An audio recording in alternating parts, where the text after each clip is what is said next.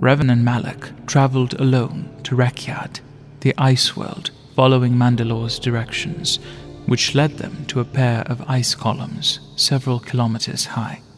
Here, they found the Sith tomb which belonged to the Sith Lord Dramath II. Within this sarcophagus, they found a datachron which confirmed Mandalore's tale. About 2 years before he declared war on the Republic, Mandalore was approached by a man with skin the color of blood. This being was a pure-blood Sith. The species had vanished after the Great Hyperspace War and hasn't been seen in Republic space in over 1,000 years. This creature came to Mandalore, claiming to be the emissary of a powerful master. This emissary was sent to find the tomb and the remains of Dramath II, an ancient ruler. Mandalore helped him and led him to this very tomb where Revan and Malak stand as they examine the datachron's contents. In exchange for Mandalore's help, the Sith told him of a vision his master had had of the Mandalorians rising up against the Republic, crushing its worlds until the Mandalorians stood victorious. Of course, a powerful leader such as Mandalore the Ultimate would not wage war on the Republic based on the word of a stranger. This Sith used the power of the dark side to manipulate Mandalore.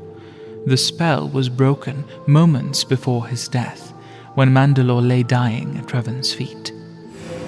Revan pondered why the ancient Sith would do such a thing. If indeed they tricked the Mandalorians, what would the point of such a plan be? He had many theories.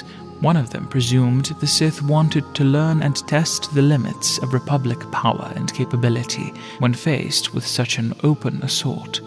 Of course, the Mandalorians too would need to be conquered once the ancient Sith returned, so it would only serve as an opportune plan to pin two potential opponents against one another. Whatever the outcome, it would be favorable for the Sith, for the galaxy would be weakened, and theirs for the taking. The datachron in Dramath's sarcophagus contained hyperspace coordinates that led to a planet called Nathema. Revan and Malak had never heard of such a place. They followed the trail in search of answers, hoping to learn more about the unknown Sith and his master. Once they reached Nathema, they were shocked to learn, in sense, that the planet was completely barren of the Force. It was not an easy thing to ignore. For Force sensitives, such a place would take its toll with each passing moment. Upon landing, they found the definition of a barren world. There appeared to be nothing alive here, but there were remnants of civilization. Revan and Malak searched the empty buildings, looking for anything that would take them to the next step in their journey. Examining the technology and records they found, the two learned of the Sith Lord Vitiate, who had lived around 1,000 years ago. They found records dating back to 4999, which indicated that the Sith Lord Vitiate summoned many of the remaining Sith at the time to Nathema, after they had been defeated by the Republic and the Jedi in the Great Hyperspace War. He promised to lead the Sith to a new future of prosperity, and invited them to join him in a ritual of Sith magic.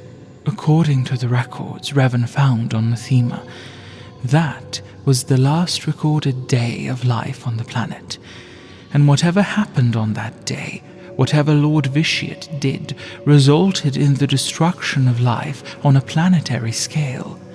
Not only that, it also made the planet completely barren of the Force. It was difficult to focus, and the constant exposure to this void in the Force would surely result in severe stress and perhaps even mental collapse of any Force-sensitive being that would spend time here.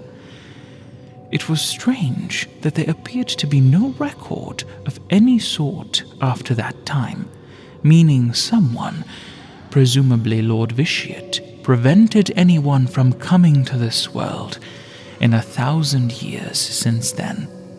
Among the records on Nathema, they found the astrogation charts which led to a storm-covered world, Drummond Cars.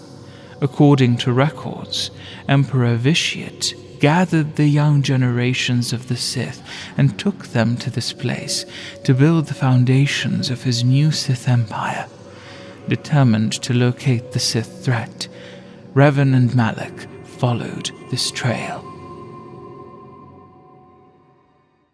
The third planet of the Drummond system, terrestrial, breathable, and covered in jungles and oceans, Drummond Kaas is engulfed in a pervasive shroud of dark side energy, making it the perfect home for the Sith.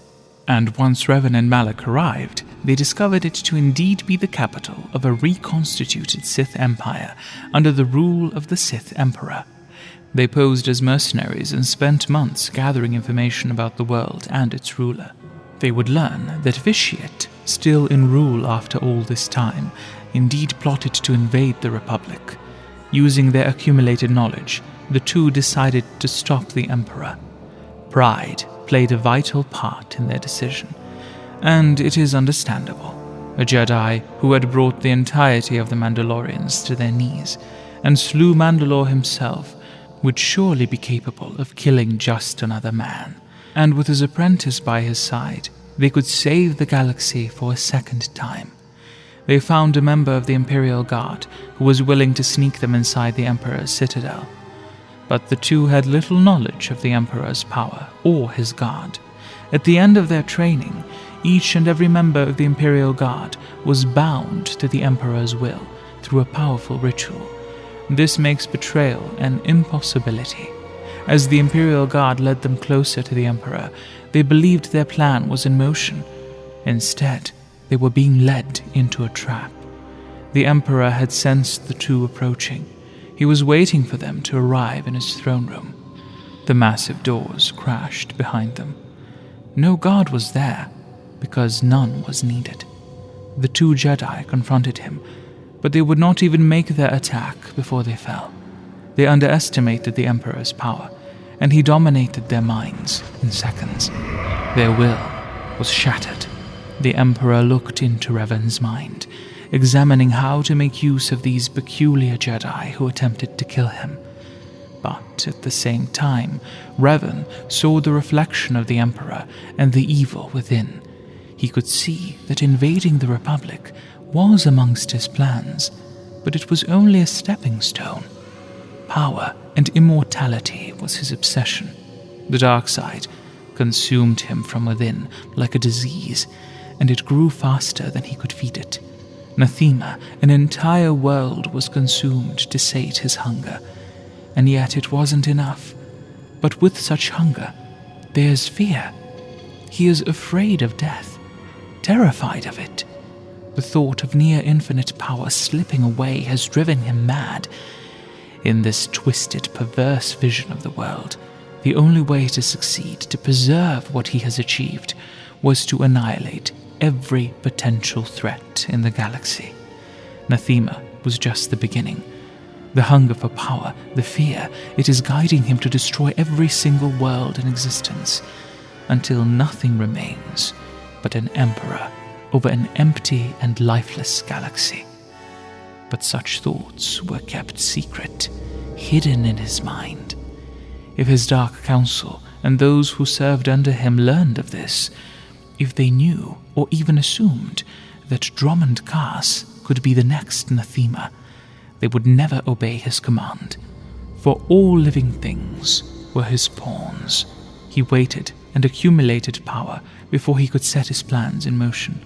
Annihilating the Republic was only one piece of a much larger plan.